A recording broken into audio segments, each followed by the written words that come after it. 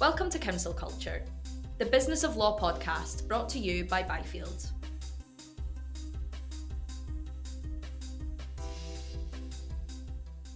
Hello and welcome back to another episode of Counsel Culture, Byfield's Business of Law podcast. Today I'm joined by Michael Evans, Managing Director of Byfield. Hello Michael, how are you? Hi Olivia, good to be back on the podcast. How are you? Yeah, not bad, thank you. Dying from the heat slightly. It's very hot, but yeah, apart from that, all good. I see you're in the office. How is it today? Air conditioning. Yeah. Brilliant. Well, it's been an interesting week of stories yet again. I think one of the main stories this week is, law firms announcing positive financials against all odds compared to other professions, other sectors. Law firms in the legal sector remains strong. We have a story here by Legal Cheek, which is titled "More Major Law Firms Announce Positive Financials." So we have, for example, Clyde's recorded profits of 177.5 million. We've had TLT reported a record-breaking year of 187 million. So, all great sort of stats there and very encouraging. Michael, what's your take on this, especially in terms of, the UK versus other jurisdictions? Yeah, thanks, Olivia. I think any Phil Fisher is a year of investment because I don't think 1% is revenue growth is something that anybody's going to be sort of delighted with. But on the other hand, if you've made significant investments, there are reasons why there are years when, revenue growth or profitability goes up and down. It's about looking for that kind of overall trend line. And, it is modest growth, I guess, for a lot of UK law firms. There are some who've done outstandingly well. There are some firms which really, I'm not going to get into naming names. They know who they are. Firms that have done, well into double-digit growth on either profitability or revenue or both. But a lot of firms have done single-digit increases in both profitability and revenue growth, which is solid. It's fine. It's good, right? It's reasonable. But it's nothing compared to what most of the US law firms have been doing, including in London, where their London offices, in many cases, continue to sort of outperform the overall growth, which is impressive in and of itself. So I think you referenced Legal Cheek, but I think there was a piece in law.com with a lawyer while I was on holiday, which very sadly I did read, but I don't remember which of them had published it, which was about, it might have been Horizon, the lawyer, about UK law firms, although they're making progress, they're falling behind because, that is true. The reality is if you're growing 5% a year, but some of your competitors are growing 15 or 20% a year, you are making progress in isolation, but you are actually falling behind, a certain part of the market. And the question is who's competing with whom, I suppose, because some of these firms,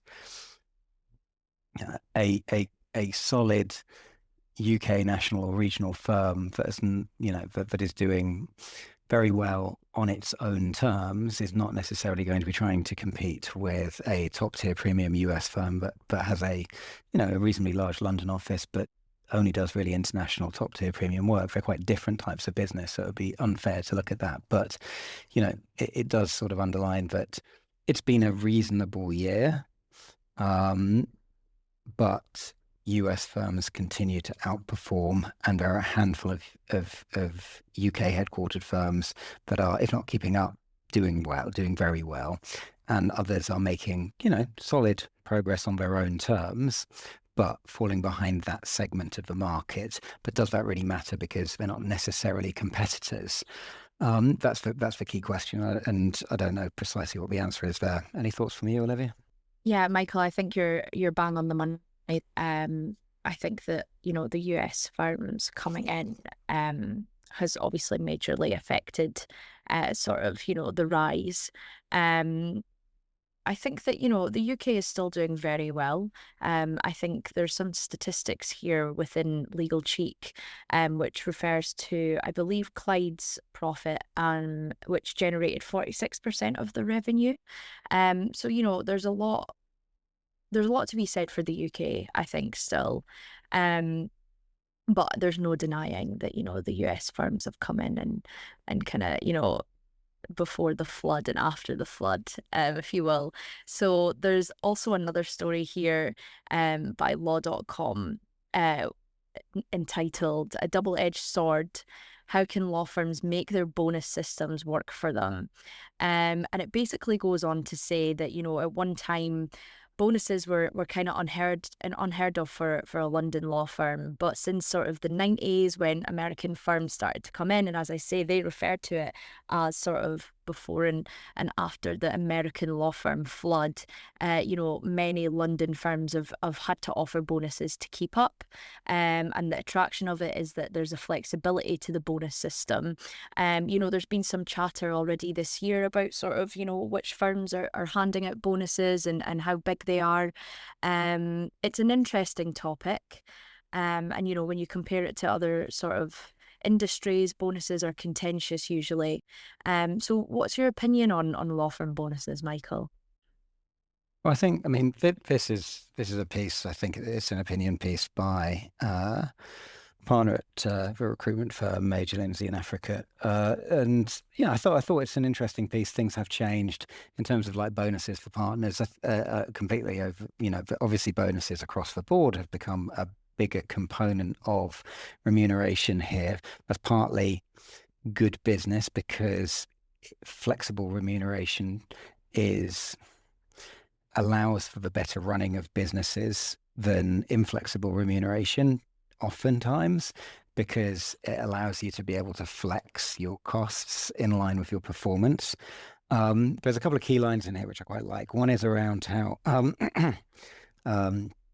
yeah, one attraction for firms was the flexibility of a bonus system. It could be wielded as an offensive or defensive weapon as needed.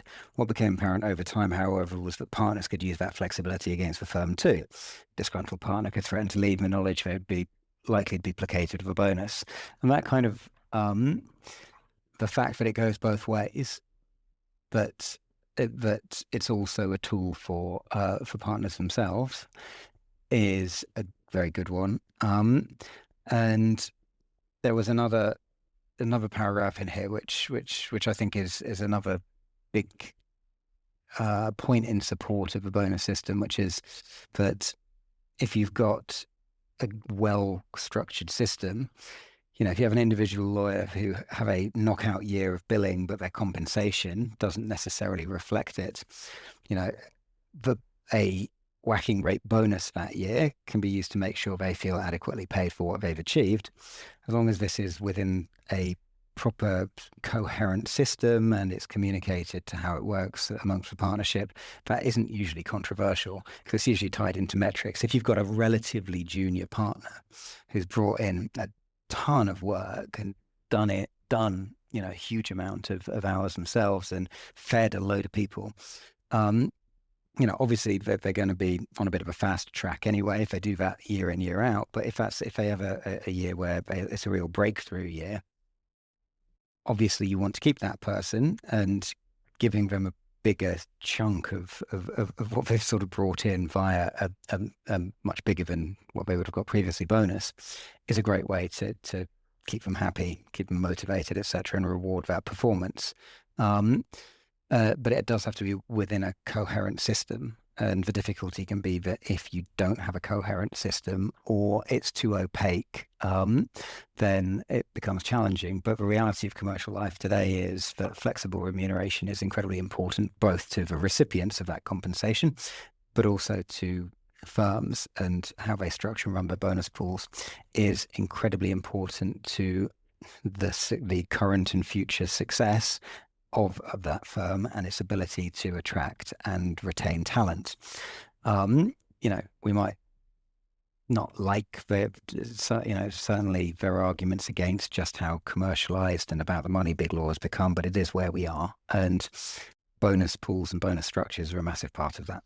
Yeah, I mean, I completely agree. I think there does need to be some structure to it. And I think that the article sort of nods to the fact that lawyers are a bit of a conservative bunch and prefer certainty. And bonuses are definitely something that is uncertain and you want to be in control of how much you're earning. And that uncertainty could cause, some people to walk away.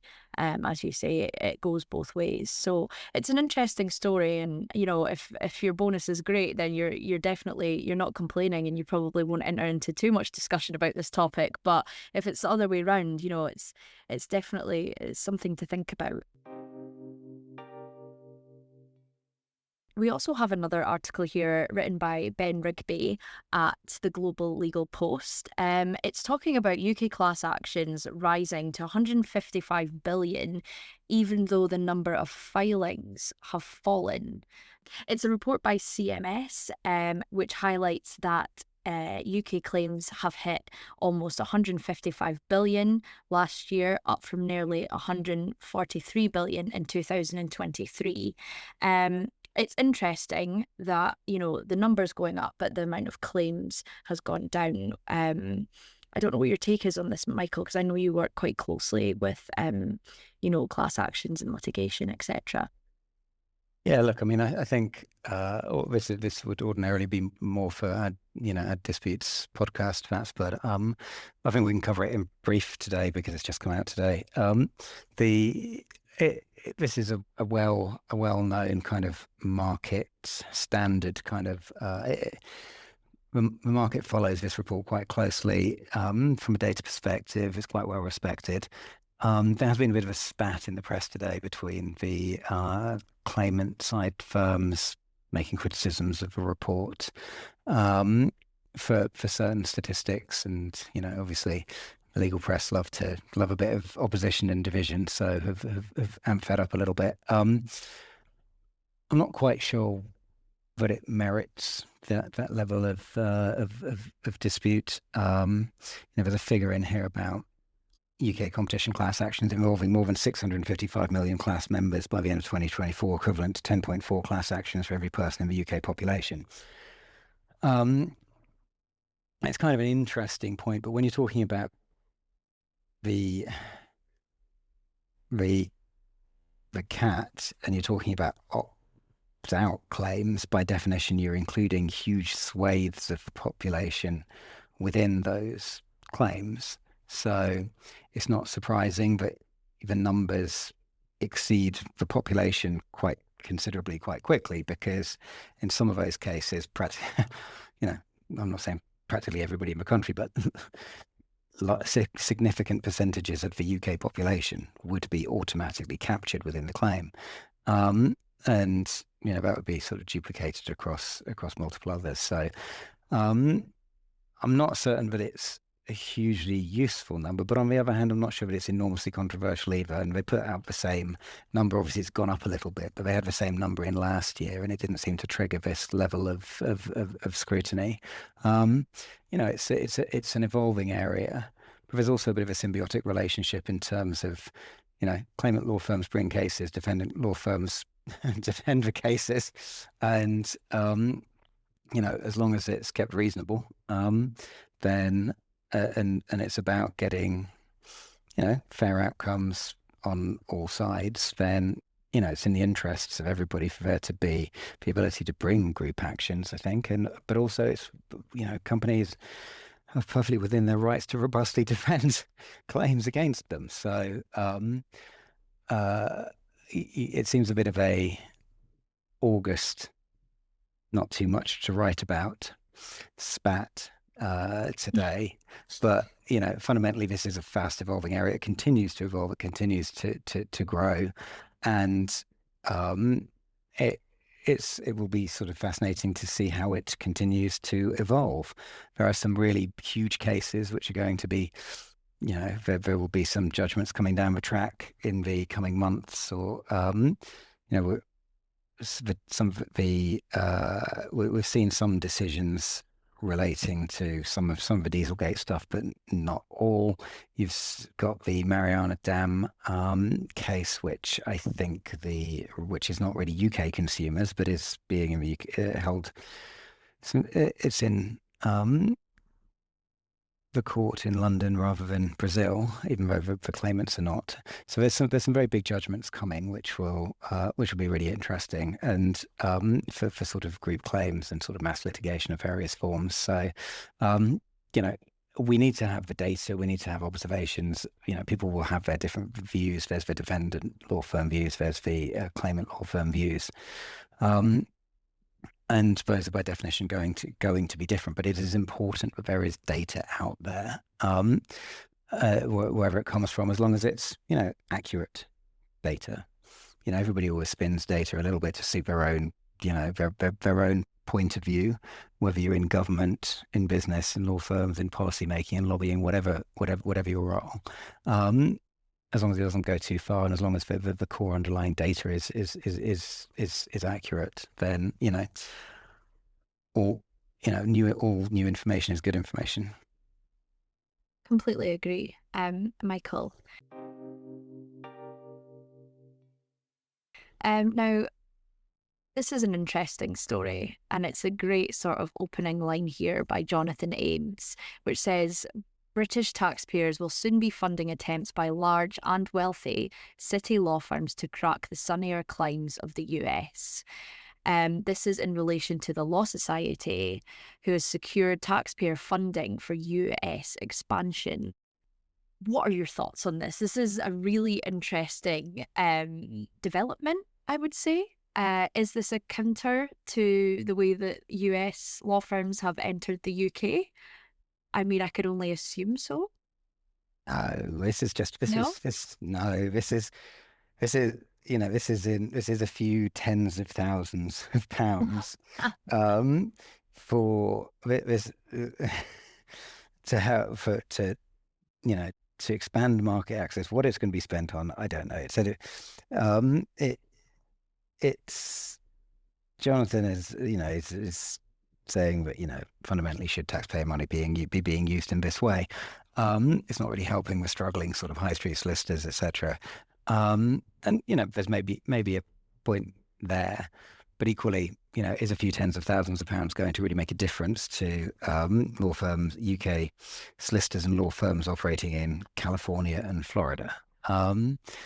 Probably not. I wouldn't have thought. It's not a great deal of money. I guess it depends what it's going to be spent on. So, it's kind of an interesting one, but it's one of those kind of slightly just attention-grabbing headlines around, UK taxpayers funding law firms expanding in the US. But the point is that the UK has a huge legal services sector that generates a lot of money for the UK, generates a lot of tax revenue for the UK. Also exports a lot as well. So it's a very British thing to be like, oh no, we mustn't possibly succeed. How dare we be good at things? How dare we be globally competitive? We must not spend money on. We must not accelerate that success. We should admonish ourselves for it. And I don't think that's particularly helpful. You certainly don't get, the US business mentality is, invest where you want to grow, spend money where you need to be successful. And being awfully British about such things isn't going to be particularly helpful to us. And if we're actually going to invest in helping firms grow in the US, well, let's invest some proper money, not a few tens of thousands of pounds. Well, I mean, if this is just the first announcement, Michael, that could grow quite significantly, I suppose. I would be shocked if I will eat my hat if there are millions of pounds forthcoming.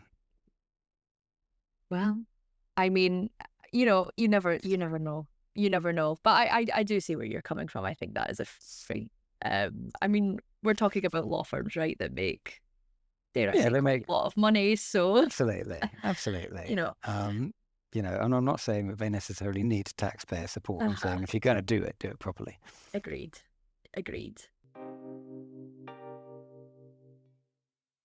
And we've got one final story here, which is Pogust Goodhead's chief has been abruptly replaced, and the firm has installed a new management team. Yeah, I think this happened just last week. Obviously, we don't know what's going on there. I think it's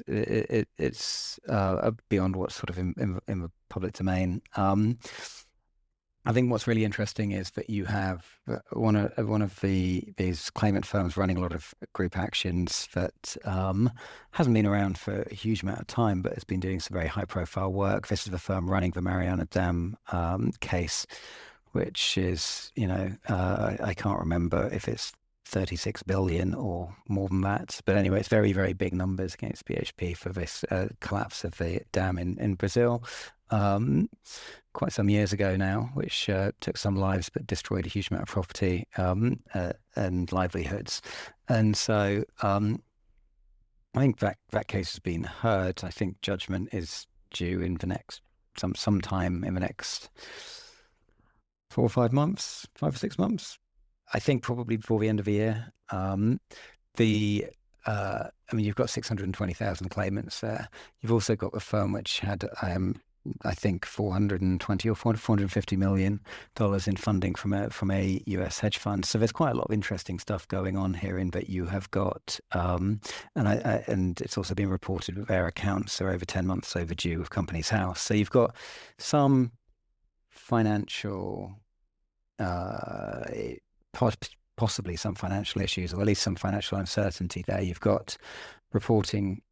You've got regulatory obligations of the SRA, which all law firms are subject to, across financial operations. You have this in a number of different cases, but in particular this huge one where the legal work in effect is complete and the case has been heard, but judgment is due, and you've got 620,000 claimants, albeit they're not in the UK. So this is a really significant case, and you've got all of this coming together with this changes in management and some uncertainty over how the firm's, going to be run, who's in charge, et cetera, et cetera. So from a PR perspective, from a communications perspective, from a stakeholder management perspective, it's going to be really important that they get that right over the coming months, because, there's a lot at stake, and, it's bigger than just a law firm management kind of story or a claimant law firm story. You've got some really big, certainly the Mariana Dam case, you've got this enormous case with a huge amount riding on it, which is, about a lot more than the firm bringing that claim. And so it's really interesting in that context. So we will be following it closely. Yeah, absolutely. It's a very interesting story. Yeah. I think that's all the stories that we have for this week. Yet again, quite a few interesting business of law stories, and then we've got another few here which, as you said, Michael, will be following closely and are far from finished. Thank you so much for joining me this week, Michael, and to whoever is watching out there or listening. And we'll see you next week. Thanks, Olivia. Thank you.